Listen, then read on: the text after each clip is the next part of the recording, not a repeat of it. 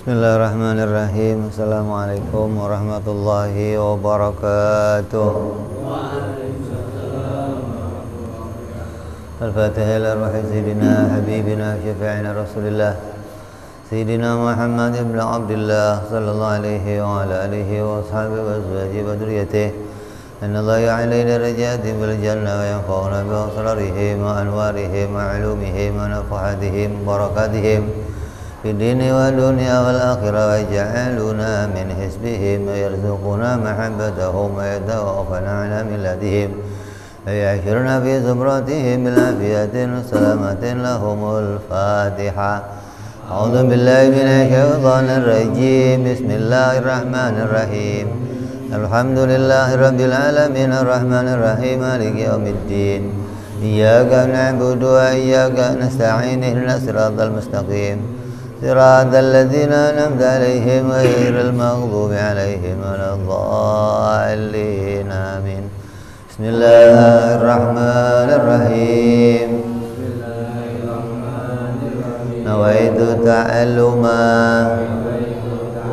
وتعليما وتذكرا وتذكيرا ونفعا والانتفاع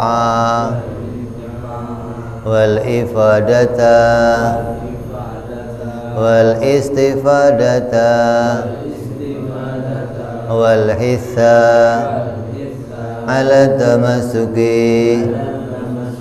بكتاب الله سنة رسول الله صلى الله عليه وسلم ودعاء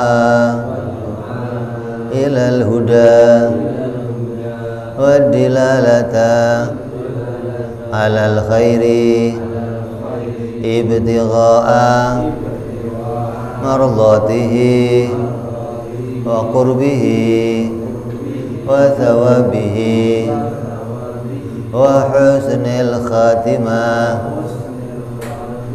مع اللطف والعافية وصلاح العاقبة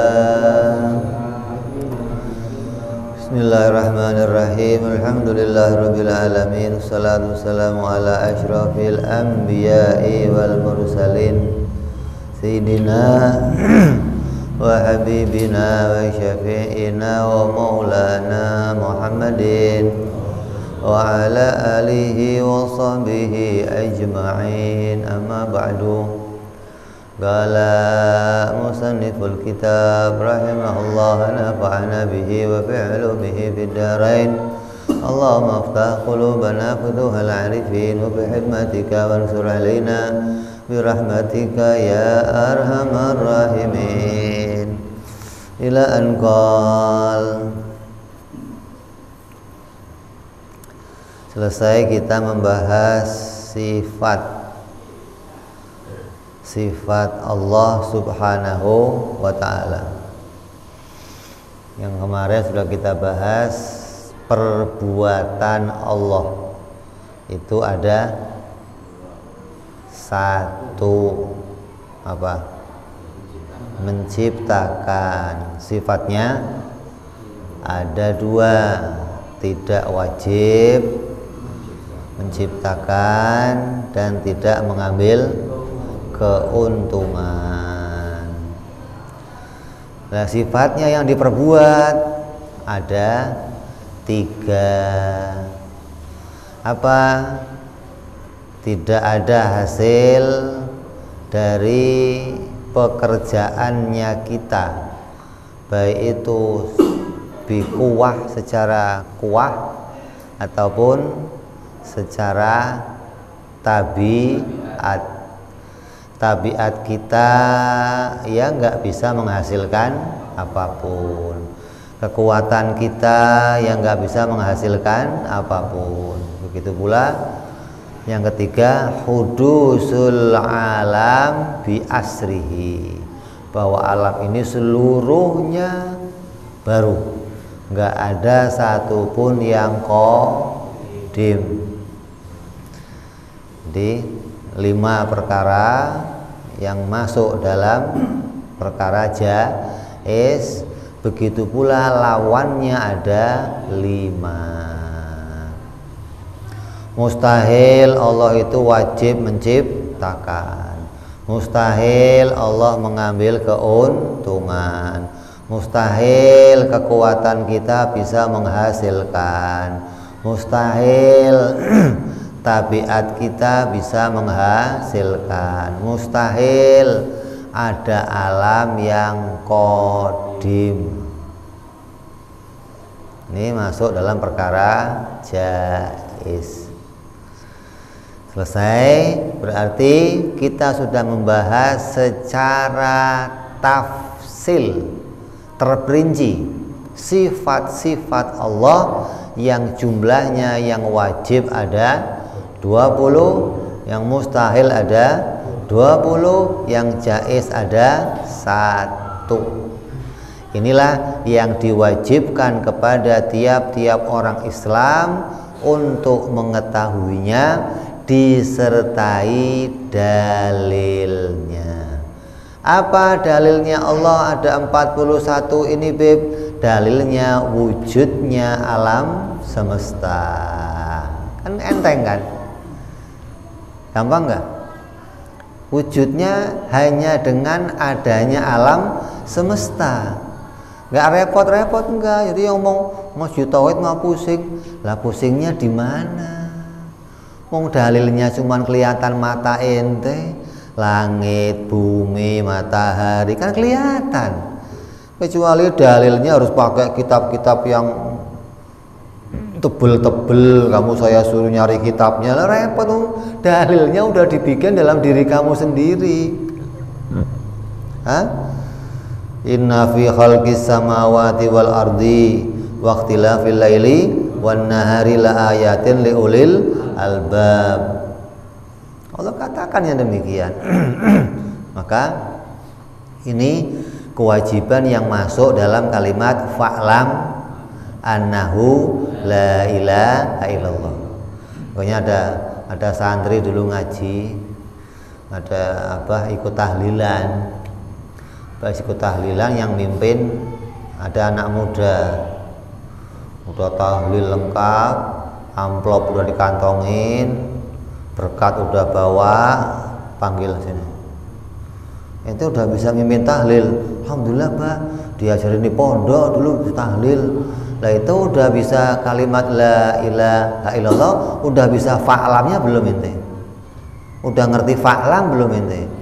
Kan kalau tahlil la fa'lam anahu la ilaha, fa'lamnya kenceng, fa'lam anahu la, fa'lam itu apa artinya?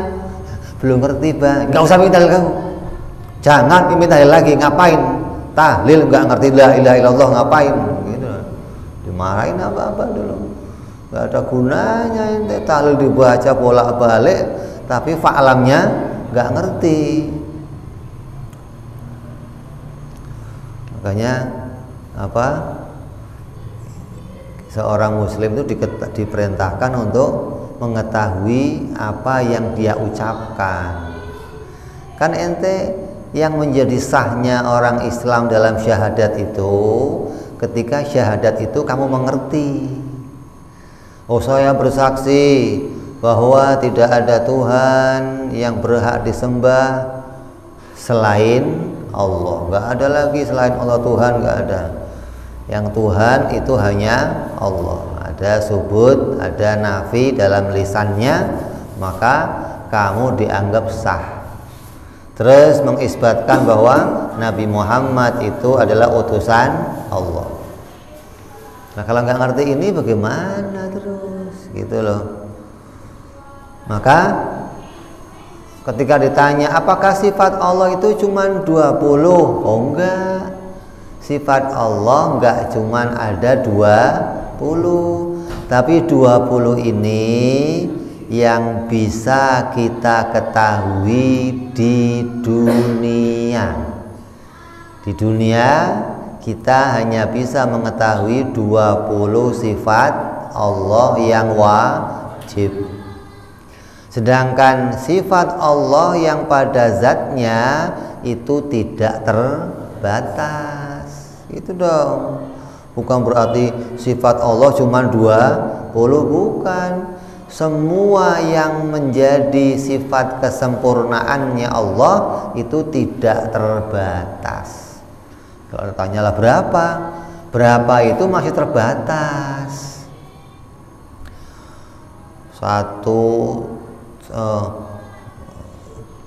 Nilai yang terbanyak itu yang kamu tahu berapa? Nilai yang terbanyak itu yang kamu tahu berapa? 1000 triliun. Di atasnya apa namanya? Biliun. Kalau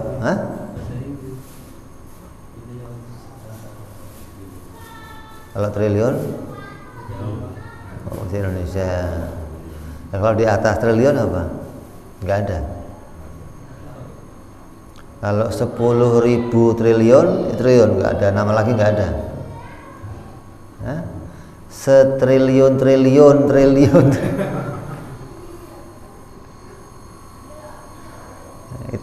Itu ketika masih bisa ente hitung berarti masih terbatas gitu loh. Makanya nanti di akhirat setiap hamba yang mendapatkan kenikmatan tambahan dari Allah, alladzina ulaika alladzina al-husna ulaika bagi mereka yang berbuat baik di dunia, maka akan diberikan mereka itu surga dan ditambahkan lagi kenikmatan. Udah dikasih surga, ditambahin kenikmatan. Apa itu? Akan dikenalkan oleh Allah Subhanahu wa ta'ala, akan ditunjukkan kepada sifat-sifat kesempurnaannya yang tidak terbatas satu persatu. Jadi kenikmatan di surga itu bertambah. Dengan tambahnya kamu mengenal Allah, gitu loh. Di dunia kita cuma bisa mengenal 20 sifatnya Allah. Nanti di akhirat Allah akan tambahkan. Tambahin lagi terus sampai nggak ada batasnya. Gitu loh. Artinya nanti di akhirat memori kamu akan diganti nih, hard disk kamu nih, SSD diganti gitu loh. Kalau di dunia cuman sekian giga, di sana nanti bertera-tera, tralalalala dah. Udah nggak bertera-tera lagi udah. Tapi di dunia cukup kita tahu 20 sifat beserta dalilnya, sah iman kamu. Ini menjadi jalan kamu bisa masuk surganya Allah Subhanahu wa ta'ala. Kamu akan bisa selamat dari neraka yang selama-lamanya dengan modal ini, gitu loh. Artinya ini adalah rahmat yang diberikan Allah kepada kita. Allah merahmati hambanya dengan menjadikan jalan untuk bisa masuk surganya Allah dan selamat dari nerakanya Allah Subhanahu wa ta'ala. Yang nyelamatin kita bukan, tapi ini rahmat dari Allah, gitu loh. Ini alamat yang Allah berikan. Kayak yang namanya mendung itu alamatnya apa? Hujan. Kalau tiba-tiba panas terus hujan, kamu kan keder kan? Ya, apalagi mak-mak, wah ribet banget, panas atau hujan, udah jemuran di luar. Atau ente lagi jalan-jalan tiba-tiba mati, kan keder kan? Tapi Allah kasih alamat apa? Sakit. Nah, ini sakit itu alamat itu. Ada orang sakit, oh, alamat nih bro, gitu. Karena orang mau mati alamatnya sakit, gitu. Jadi diingetin sakit terus mati. Kalau tiba lagi jalan mati gitu kan repot ente. Lagi makan mati, ini kena virus apa?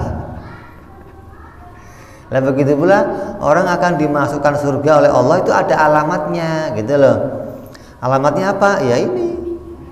Orang bisa memahami sifat-sifat Allah Subhanahu wa ta'ala yang wajib, yang mustahil, dan yang jaiz. Kayak orang itu kalau berbuat kebaikan, semua kebaikannya akan dicatat. Walaupun kebaikannya orang kafir.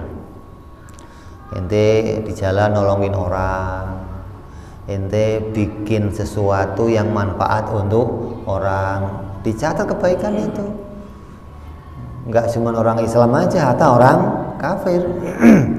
Yang bikin mic ini siapa nih? Hah? Sunggokong siapa? Siapa?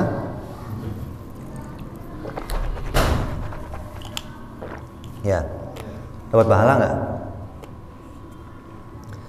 Yang bikin mic ini ada pahalanya nggak? Ada lah, kan bantu saya dia. Kalau saya nggak ada mic ini gimana? Repot dong. Apalagi di Masjidil Haram nggak ada mic. Wah, ya keder udah. Kamera, AC, lampu, kipas angin yang bikin siapa?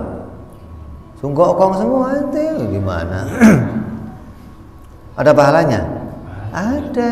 Nanti di akhirat pahala itu akan ditampilkan, nih pahala kamu. Ini bisa ambil passwordnya mana? Ini mengenal Allah Subhanahu wa ta'ala. Ketika kamu nggak bisa mengenal ini, maka kamu nggak akan bisa mengambil segala keuntungan yang kamu peroleh di dunia. Maka dikatakan amal kita itu bagaikan digadaikan sampai nanti kita bisa menebusnya. Kita punya barang, kita taruh di gadaian, bisa kita ambil nggak? Kalau tebus, kalau nggak bisa tebus, ya dada aja udah, gimana? Orang nggak bisa ditebus.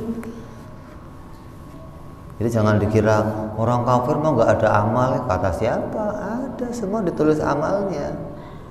Nah, ketika dia itu di dunia ngelakuin dosa ditulis nggak? Ditulis. Tapi ketika dia kok masuk Islam di dunia, semua dosanya dihapus, nol. Gitu.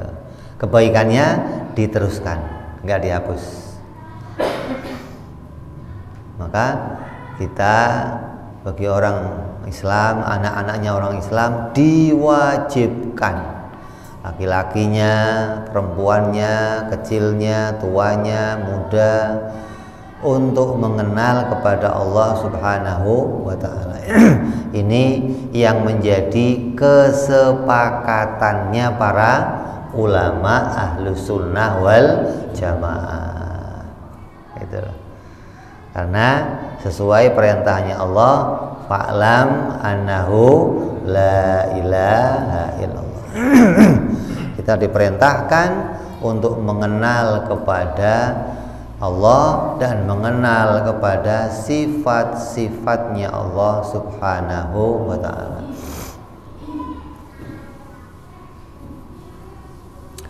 Kemudian mengenal Allah ada dua tadi, ada secara ijmal dan ada secara tafsil. Mengenal Allah secara tafsil itu seperti yang sudah kita pelajari, yaitu ada 41, 20 yang wajib, 20 yang mustahil, 1 yang jaiz.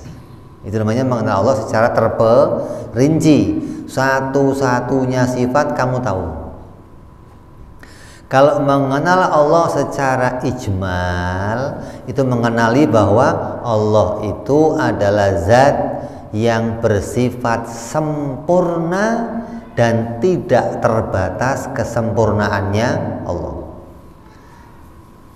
Ada orang yang kenalnya Allah cuman ijmal doang, gimana Beb? Kayak kamu tahu Allah? Tahu. Allah itu apa? pokoknya Allah itu sifatnya sempurna, itu belum cukup gitu loh. Karena belum jelas nih, Allah itu pokoknya yang sempurna. Yang sempurna kayak apa? Belum cukup. Maka ulama mengatakan mengenal Allah harus secara terperinci. Jadi untuk tahu sifat-sifat Allah hanya dengan cara kenali satu per satu. Adapun dalilnya juga ada dua, dalil yang terperinci dan dalil yang ijmal. Kita cuma diwajibkan dalil yang ijmal, yang gampang. Apa dalilnya adanya Allah? Wujudnya alam semesta. Wujudnya alam ini menunjukkan Allah pasti wajib adanya.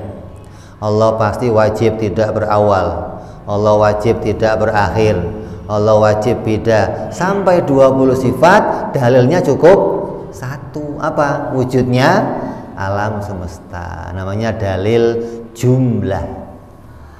Artinya apa yang menjadi isinya dua kalimat syahadat itu didalili dengan satu dalil, yaitu barunya alam semesta. Kan gampang kan. Jadi kalau ada orang ngomong mau tauhid mau susah, Beb.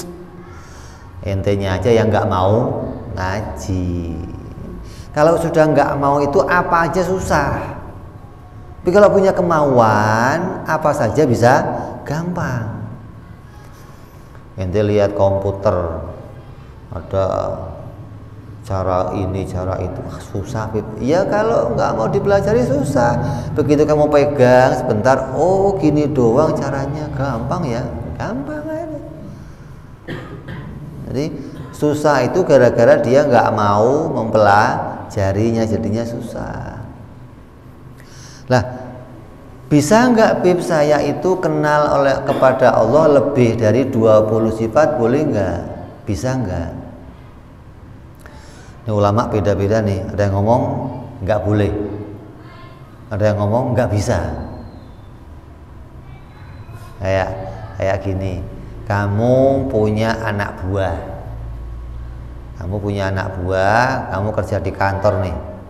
Maka anak buah kamu itu diperkenalkan bahwa kamu itu namanya si ini, jabatan yang ini, sifatnya begini, begini, begini, udah selesai. Cukup segitu kamu kenal saya. Tiba-tiba anak buah kamu itu nyelidiki kamu sendiri. Oh ternyata bos bininya 2. Oh ternyata bos punya mobil 7. Oh ternyata bos punya rumah 8. Terus kamu tahu, marah nggak kira-kira? Kurang ajar lo ya. Yang nyuruh kamu cari tahu saya siapa, gitu loh. Ada ulama yang ngomong nggak boleh lebih dari 20. Kenapa? Karena itu yang diperintahkan untuk kita tahu, gitu loh. Allah nggak perintah lebih, maknanya Allah nggak ngasih beban untuk kita yang banyak, enggak. Cukup tahu segitu selesai, nggak usah banyak, gitu loh. Ada ulama lain memang bisanya cuman 20, nggak bisa lebih, gitu. Yang jelas apa intinya? Apa intinya? Kita nggak dipersulit untuk kenal Allah. Hanya dengan sifat-sifat yang 20 itu kamu sudah dianggap mengenali Allah Subhanahu wa ta'ala. Dan orang yang kenal Allah maka akan jadi jalan dia selamat nanti di akhirat. Ya, jadi kenal Allah ada 2 macam, ada secara ijmal dan tafsil. Lawannya juga begitu. Kita disuruh kenal lawannya sifat yang 20. Jangan cuma wajibnya aja. Wajibnya tahu nih, wujud, qidam, baqa, mukhalafah lil hawadits, qiyamuhu binafsi, wahdaniyah, kudrat, iradat, ilmu, hayat, sama, basar, kalam.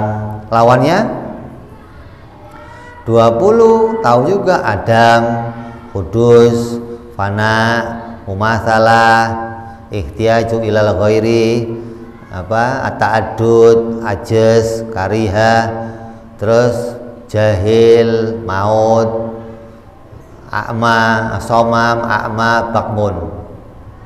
Terus ajizan, karihan, aliman, ajizan, karihan, jahilan, mautan, a'amma, asoma, abkama.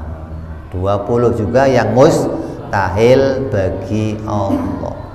Makanya saya kalau di pondok ngajarin santri-santri, kan kalau nadzoman biasanya Allah wujud kidam baqo ya, sifat yang wajib kan ya. Mukhalafatul hawadisi. Ini lagi saya ajarin yang mustahil. Allah Adam hudus fana mumatsalatul hawadisi ihtiyaju li ghairihi sampai dengan abkama. Ini kalau dibaca maka itu akan jadi apa? Pengingat kita kepada sifat-sifatnya Allah Subhanahu wa taala. Nanti semua itu di akhir kitab ini akan kita simpulkan semuanya itu masuk ke dalam la ilaha illallah. Jadi sekarang ini kita lagi belajar satu persatu mengenali sifat. Terus nanti akhirnya akan kita kumpulkan semua sifat itu masuk ke dalam la ilaha illallah. Hingga ketika kita mengucapkan la ilaha illallah, sifat-sifat ini muncul di ingatan kita. Sifat-sifat ini muncul menjadi isinya gitu loh. Itulah kalimat la ilaha illallah yang berbobot gitu. Dan gak ada amal yang paling tinggi, zikir yang paling tinggi kecuali zikir la ilaha illallah yang ada bobotnya. Kata Imam Ghazali, bobot zikir yang tertinggi adalah bobot yang di dalamnya memuat sifat-sifatnya Allah Subhanahu wa ta'ala. Coba, pokoknya pahalanya gak terukur. Jadi ada beberapa pahala yang malaikat saja nggak bisa mencatat pahalanya, saking diberikan oleh Allah pahala yang luar biasa banyaknya. Sampai orang yang ngucapin la ilaha illallah yang punya bobot, singgasana yang di langit bergetar, arsy nggak akan berhenti sampai diampuni dosanya orang yang mengucapkan la ilaha illallah tersebut. Ini istimewa sekali gitu lah maksudnya. Tapi kalau orang yang ngucapin la ilaha illallah tapi nggak ada bobotnya, nggak ngerti maknanya, nggak ngerti isinya, walaupun ngucapinnya berat, kok berat? Loh, gede kan berat, sana sini, ada yang jingklak, ada yang maju mundur, ada yang gak ada nilainya, gak ada. Tapi itu kan ngatur nafas, Bib. Lu ngatur nafas ngapain? Yang diatur itu isinya, maknanya, bukan napasnya. Maka zikir thariqah itu kadang begitu. Jadi apa yang diajarkan pendahulunya sekarang ini tinggal kulitnya gitu loh. Kulitnya orang itu mengikuti, tapi intinya nggak diikuti. Intinya apa? Bobot dalam zikir tersebut itu yang dipentingkan. Jadi kamu nggak akan tahu berapa anugerah yang Allah berikan sekarang ini. Kita hanya tahu pokoknya ini adalah kewajiban kita, dan dengan ini kita digugurkan dari kewajiban mengenal Allah Subhanahu wa ta'ala. Dengan kenal Allah cukup 20 sifat. Sampai dikatakan oleh Al-Habib Thohir di dalam khutbahnya, ada di kitabnya Habib Utsman bin Yahya, orang yang mengajarkan kepada orang awam lebih dari pelajaran ini hukumnya haram. Kenal Allah cukup 20 sifat beserta dalilnya wujudnya alam itu cukup. Lebih dari ini hukumnya haram. Kenapa? Memberikan beban yang berat kepada orang awam gitu. Kalau ini kan nggak berat. Kalau ente berat juga, udah ente belajarnya khusus tajwid aja dah gitu lah. Ya. Kalau ngaji ini masih berat juga, kenal 20 sifat dengan satu dalil masih berat, cukup ngajinya. Sudah, ini belajar ngaji aja dah, udah. Gak usah belajar ilmu yang lain lah, berat ente. Berarti pikiran kamu masih sama dengan pikirannya anak-anak yang belum mampu memahami sesuatu. Nah, repotnya apa sih? Bahkan orang yang di gunung, kalau di Arab itu ada namanya disebut orang Badui. Di sini apa? Dusun. Orang gunung. Kalau Badui di sini kota ya, nama ya. Tersinggung dia orang Badui. Enggak, kalau Badui di sini memang nama daerah. Di sana Badui itu istilah untuk orang-orang yang di pedalaman gitu loh, yang dia nggak pernah kedatangan sama kiai, nggak ada ulama di situ. Ketika mereka ditanya tentang Allah, kata mereka, kamu tahu nggak tentang Allah? Tahu. Dari mana tahu? Yang kamu nggak belajar. Tersinggung mereka. Enak aja. Yang namanya mereka kasih analoginya gampang. Kalau ada kotoran, pasti ada yang ngotorin. Kalau ada jejak kaki di tanah, pasti ada yang lewat. Itu kan analogi yang gampang. Yang siapa aja orang bisa tahu analogi itu gitu loh.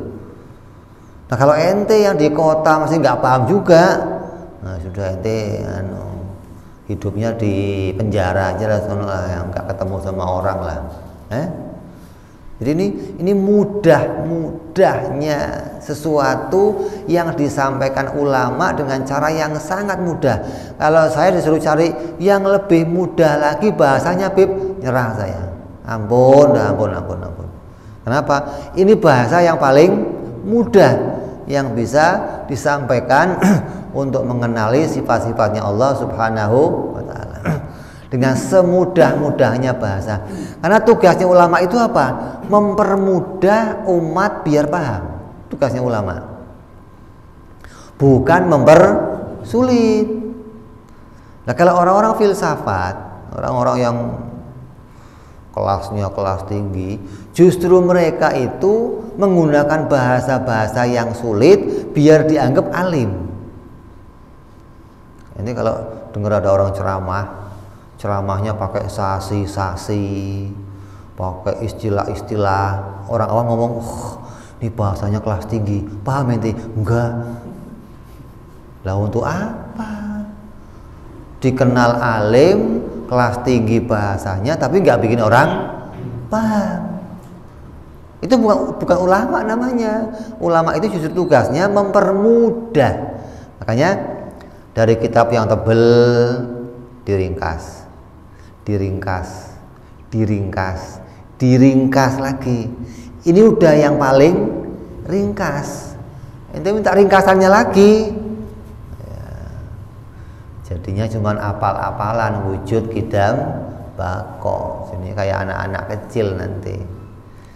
Ya, jadi penjelasan dari awal wujud itu apa, kidam itu apa, bako itu apa, mukhalafah itu apa, dengan penjelasan yang ringkas, itu yang dicukupkan untuk kita memahami, mengenal sifat-sifat Allah Subhanahu wa ta'ala. Gunanya kita bisa menolak paham-paham batilah, paham-paham yang keluar dari pemahaman Ahlus Sunnah wal Jamaah gitu. Jadi belajar ilmu ini itu bukan untuk mengkafirkan orang, bukan. Tapi belajar ilmu ini untuk mengetahui mana pemikiran yang benar dan mana yang salah. Cukup. Gak ada oh kamu kalau nggak paham ini kafir. Bukan tugas kita mengkafirkan, bukan. Tugas kita hanya kalau ente pengen bener ya ikuti pemahaman yang bener. Kalau enggak, pemahaman kamu akan salah. Kalau salah, kamu akan keluar dari Ahlus Sunnah wal Jamaah. Keluar dari Ahlus Sunnah itu bukan berarti kafir, gitu. Kayak siapa contohnya? Hah? Orang Syiah, Mu'tazilah, Wahabi, Khosyiyah, Mujassimah. Ini semuanya orang-orang di luar Ahlus Sunnah. Kafir? Enggak. Mereka masih bersyahadat, mereka tetap orang Islam. Hanya mereka disebut Ahlul Bid'ah karena pemahaman mereka salah menurut ulama-ulama Ahlus Sunnah wal Jamaah. Maka kata Nabi nanti Islam akan terjadi beberapa kelompok-kelompok gitu loh. Ada kelompok ini, kelompok ini, kelompok ini, kelompok ini. Semuanya yang masih masuk kelompok orang Islam itu hanya akan ada satu jalan yang cocok dengan aku gitu. Dalam masalah apa? Akidah. Karena akidah itu nggak boleh beda sama Nabi, nggak boleh. Akidah cuma ada satu, mengenal Allah hanya dengan satu sifat. Artinya sifatnya yaitu, nggak boleh kenal Allah sifatnya beda, nggak boleh. Karena Allahnya itu ya hanya satu. Masa Allahnya satu tapi kenalnya kok beda? Beda kan aneh. Ada yang satu kenal Allah punya tangan, yang satu kenal Allah nggak punya tangan, kan aneh. Nah, ini Allah yang bener punya tangan apa nggak punya tangan, kan repot. Oh ya punya tangan boleh, nggak punya tangan, ini gimana sih? Kayak ente mau ngenalin orang namanya Abdullah. Abdullah itu tinggi, ada yang kenal Abdullah itu pendek. Lah aslinya itu pendek apa tinggi? Ya boleh pendek, ya kan repot. Ini gimana sih? Bener itu nggak boleh dua, nggak boleh harus satu.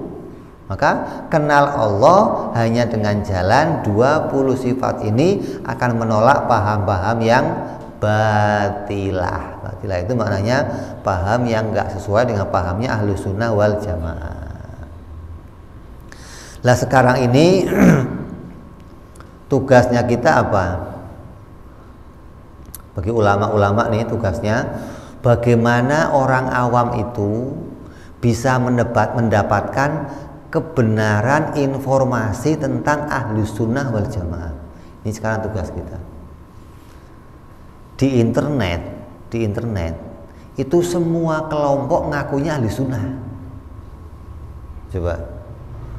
Nah, ketika orang-orang awam mau cari informasi siapa itu Ahlus Sunnah, dia buka internet, kira-kira bagaimana? Hah? Ya bingung. Nanti ketemu ini ahli sunnah, akhirnya ikut. Ketemu ahli sunnah, akhirnya ikut. Dia nggak pernah tahu yang mana ahli sunnah yang sebenarnya, gitu loh. Jadi tugasnya kita ini kembali seperti zaman dulu, bagaimana orang itu mudah mendapatkan pemahaman tentang siapa itu ahli sunnah wal jamaah.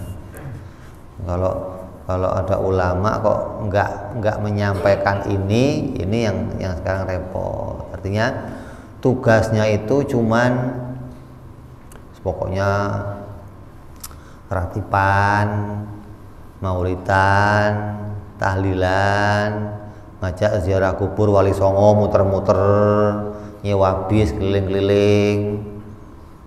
Itu doang. Nggak menunjukkan mana yang jadi pahamnya ahli sunnah. Ini yang repot. Artinya dia nggak ikut andil bagaimana menjelaskan kepada orang awam sekarang ini yang mana sih ahli sunnah itu, gitu loh. Kalau yang namanya tahlilan, manakipan, ziarah kubur, apalagi Itu namanya pakaiannya ahli sunnah, bukan dalamnya ahli sunnah, bukan, itu pakaiannya. Lah pakaian itu bisa dicopot, boleh juga dipakai, tapi ketika dicopot dia tetap ahli sunnah, dipakai baru kelihatan ahli sunnah. Lah yang ahli sunnah yang mana? Ya dalamnya itu, mestinya bukan pakaiannya dong. Dirinya itu tercetak jadi ahli sunnah gitu loh. Makanya dalam kitab Imam Ghazali dalam Ihya Ulumuddin yang disarai oleh Imam Az-Zabidi diterangkan, idza utliqat ahlus sunnah wal jamaah fa muraduhu asy'ariyan wal maturidiyan. Jika disebutkan ahli sunnah wal jamaah, maka maksudnya orangnya itu adalah yang mengikuti pahamnya Imam Abu Hasan Al-Asy'ari dan Imam Abu Mansur Al-Maturidi. Udah dua-duanya. Maka barulah dia resmi ahli sunnah wal jamaah dalam i'tiqad, dalam keyakinan gitu. Nah kalau fikihnya mengambil salah satu dari 4 madhab. Bisa Imam bisa Imam Hanafi, Imam Maliki, Imam Syafi'i, Imam Hambali. Boleh milih salah satu dari 4 imam ini. Tapi akidahnya harus Asy'ariyah atau Maturidiyah. Kenapa? Karena setiap pengikut 4 madhab ini, pengikutnya semuanya pasti Asy'ari atau Maturidi, pasti itu. Makanya mereka disebutlah Ahlus Sunnah wal Jamaah. Apalagi ada ulama sekarang melarang kita ngaji ilmu ini, hati-hati nih. Wah bahaya. Makanya ada pesan yang paling penting dalam kitab itu apa? Orang yang sibuk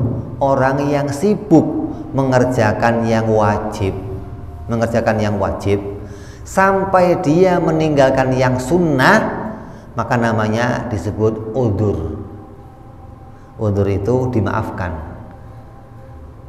Tapi orang yang sibuk mengerjakan sunnah tapi sampai lalai mengerjakan yang wajib, maka disebut dia ghurur, tertipu. Dia ada udzur, ada ghurur, tertipu dia.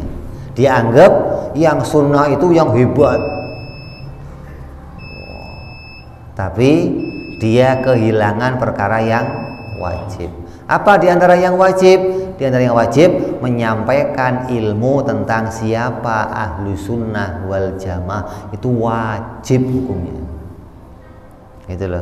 Nah, yang sunnah memperkenalkan pakaiannya ahlu sunnah, itu sunnah, bukan wajib, bukan. Yang wajib memperkenalkan siapa itu ahlu sunnah, hukumnya wajib. Maka kalau ada ulama kok sibuk ngurusin ini, ngocor ini, sampai nggak sempat tahlilan, nggak sempat maulidan, nggak sempat ziarah kubur, namanya apa? Udzur, diampuni dia.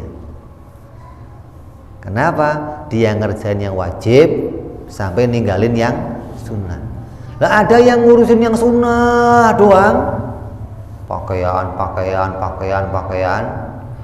sampai nggak pernah ngurusin yang wajib, namanya ghurur, tertipu dia. Maka orang-orang itu namanya kerjanya, urusannya di laundry, harusnya ngurusin pakaian doang, nggak pernah ngurusin orangnya gitu loh. Yang diurusin pakaiannya gitu. Ya, harusnya kerjanya tukang cuci gitu. Ini orang-orang yang ghurur nih. Kenapa? Karena yang namanya pakaian itu memang indah gitu loh. Orang punya apa? Punya kesan gitu loh. Hebat bacaannya, hebat ininya, udang-udangnya gede, jubahnya rangkap 2. Ente kalau sama dia sebelahan, Yang kiai dia malah tanya, ini kiainya, ini apaan pakaian begitu, itu loh. Kan saking ngurusinnya laundry, yang diurusin pakaian aja, gedein pakaian, jual pakaian, nyuci pakaian, pakaian doang yang diurusin. Tapi nggak pernah mengajarkan untuk make pakaian itu harus bagaimana orangnya gitu loh. Kalau guru saya bilang dulu, ente mah kalau di sawah ente jadi apa? Orang-orangan sawah namanya apa itu? Bebegik. Bebegik itu dipajang di sawah, dikasih apa? Pakaian, terus ada isinya nggak itu? Nggak ada isinya pakaian doang, luarnya doang. Namanya apa? Bebegik. Sunda orang. Jangan jadi bebegik, jangan. Jadi kita nggak diomong itu, nggak pernah tahlilan bib, nggak pernah maulidan, nggak pernah jalan kubur, nggak apa-apa. Kenapa? Nah, gitu. Kenapa? Masih ada yang penting untuk disampaikan di zaman sekarang. Gitu. Kenapa? Dikala banyak orang awam sulit mencari kebenaran mana itu ahli sunnah wal jamaah, gitu loh.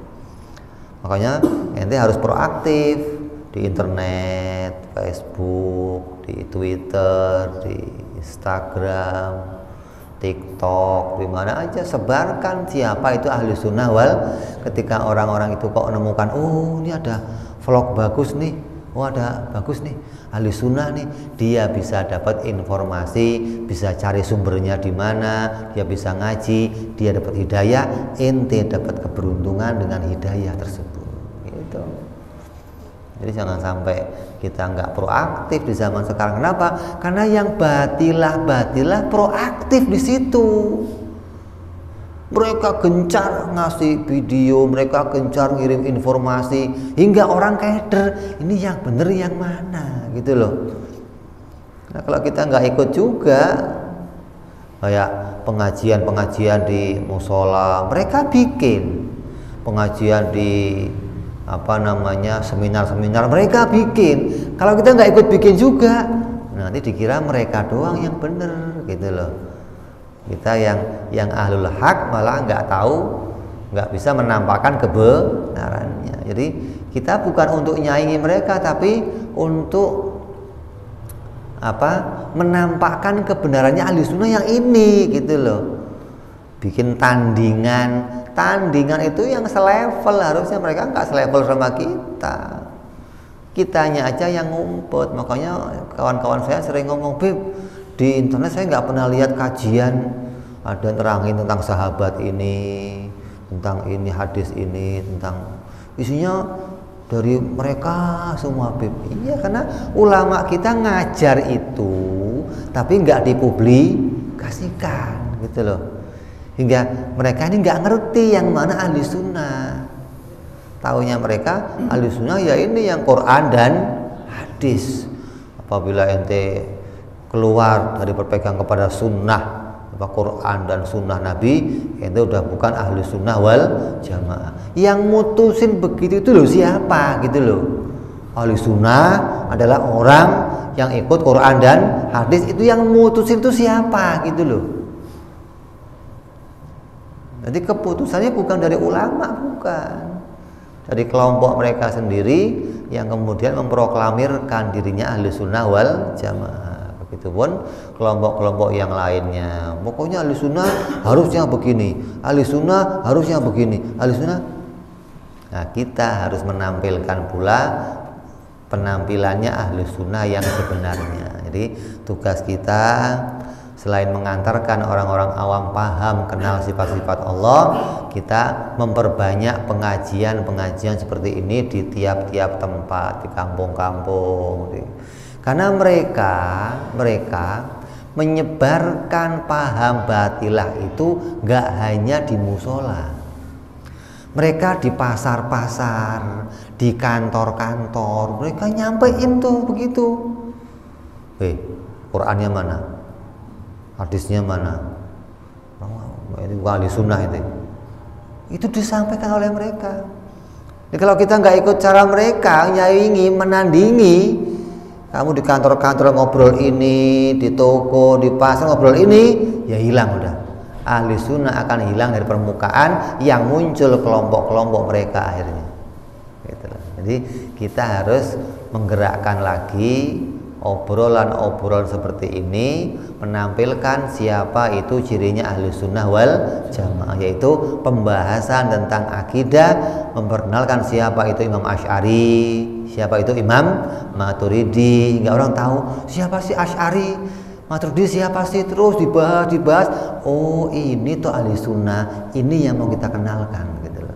Kembali memproklamirkan imamu ahli sunnah wal jamaah. Ya, jadi kita selesai bahas sifat-sifat Allah secara ijmal dan secara tafsil. Nah, insya Allah kita mulai ke depan akan mulai bahas lagi sifat-sifat para nabi alaihimussalatu wassalam. Insya Allah. Kita masih berapa pertemuan lagi? Yang ke depan nisfu, malam Ahad nisfu. Saya di Pekalongan, insya Allah nisfu. Berarti minggu depannya lagi sekali lagi berarti. Karena minggu depannya lagi Ramadan ya. Hah? Ya kan? Malam Ahad itu tanggal 15 Sya'ban. Berarti Ahadnya depan lagi berapa? 22. Ahad depannya lagi Ramadan udah, gitu kan? Jadi kalau kita mau penutupan, perjumpaan kita depan nih malam Ahad lagi. Setelah nisfu kita penutupan tawakuf sementara insya Allah ya. Nanti kalau mau bahas tentang sifat Nabi, berarti kita akan mulai setelah Idul Fitri insya Allah. Mudah-mudahan Allahumma barik lana fi Rajab wa Sya'ban wa ballighna Ramadan ala hadiniyah wa ala niyatin salihah wa ila hadratin Nabi. Al-Fatihah. A'udzu billahi minasyaitonir rajim. Bismillahirrahmanirrahim. Alhamdulillahi rabbil alamin arrahmanir rahim maliki yaumiddin iyyaka na'budu wa iyyaka nasta'in ihdinas siratal mustaqim siratal ladzina an'amta 'alaihim ghairil maghdubi 'alaihim waladdallin amin. Ya rabbana i'tarafna bi annana iqtarafna annana asrafna 'ala ladha ashrafna fatub alaina taubat taghsil kulli haubat wastur lana aurati wa amin raati waghfir li walidina rabbi wa mauludina wal ali wal ihwani wa sairil hillani wa kulli dhi mahabbah au jiratin au suhbah المسلمين أجمع من ربي فضلا وجودا منا لا باكتساب منا بالمصطفى رسولنا الله بكل سولي صلى ربي عليه أنت الحبي وآله وصحبه ada qasi suhbi walhamdulillahi